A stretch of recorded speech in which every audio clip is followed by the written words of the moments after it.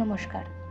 আজ আমরা কথা বলবো একটি অত্যন্ত স্পর্শকাতর বিষয় নিয়ে, টিসিএস নাসিক মামলা, যেখানে ৮ জন মহিলা কর্মী দীর্ঘ ৪ বছর ধরে যৌন হেনস্থার শিকার হওয়ার অভিযোগ তুলেছেন। প্রশ্ন উঠছে, আধুনিক কর্পোরেট জগতের এত নিয়মকানুন, পশ পলিসি এবং কমিটির পরেও কেন এই ধরনের ঘটনা বারবার ঘটছে? আমরা কি সত্যিই সমস্যার মূলে পৌঁছাতে পারছি, নাকি কেবল উপরতলায় তালি দিচ্ছি?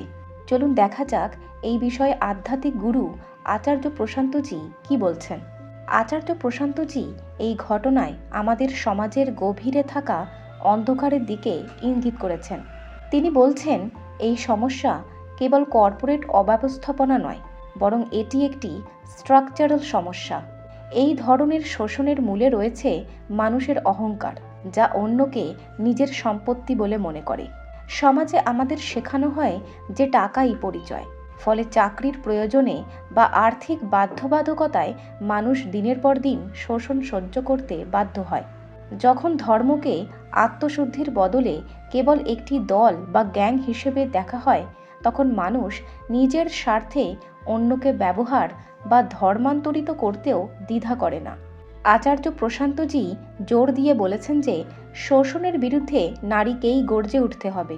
তিনি কৃষ্ণ এবং গান্ধীর উদাহরণ দিয়ে বলেছেন যে ন্যায়ের পথে লড়তে গেলে পরিণামের ভয় করলে চলবে না।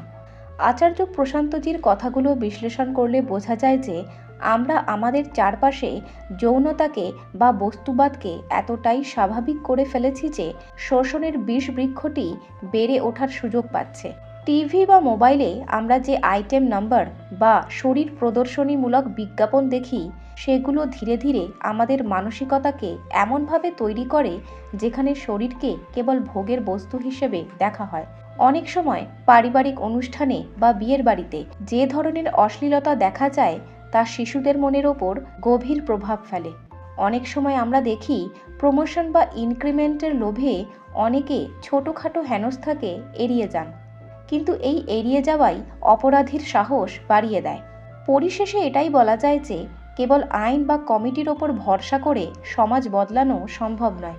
আমাদের শিক্ষা ব্যবস্থায় এবং লালন পালনে সেলফ এডুকেশন বা আত্মজ্ঞানের প্রয়োজন। যতক্ষণ না প্রতিটি মানুষ নিজের অস্তিত্বের গভীরে গিয়ে সত্যকে চিনছে, ততক্ষণ এই শোষণ চলতেই থাকবে। আমাদের দরকার কৃষ্ণের মতো সেই জেদ, যা অন্যায়ের মুখে কোনো আপোষ করে না। আপনার কি মনে হয়? কমেন্ট করে অবশ্যই জানাবেন। সচেতন থাকুন, সত্যের সাথে থাকুন। ধন্যবাদ।